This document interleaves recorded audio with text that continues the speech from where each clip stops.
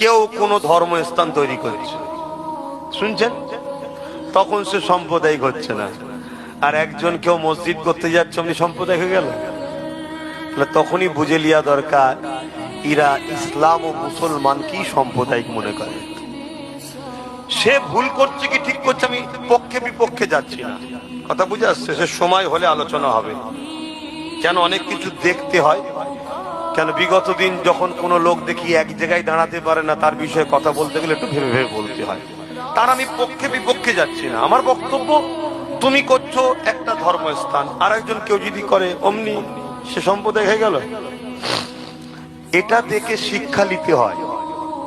আমার কম, এটা দেখে শিক্ষা নিতে হয়। আজ কাউকে কোনো বাহানায় লাথি মারা হচ্ছে, কালকে তোমাকেও কোনো বাহানায় লাথি মারা হবে। যার জন্য চুরি করলে, যার জন্য লড়াই করলে, যার জন্য কেস খেলে, যার জন্য মার্ডার করলে, যার জন্য জাহান্নামের দরজায় পৌঁছেও গেছো, শুধু ঢুকতে বাকি।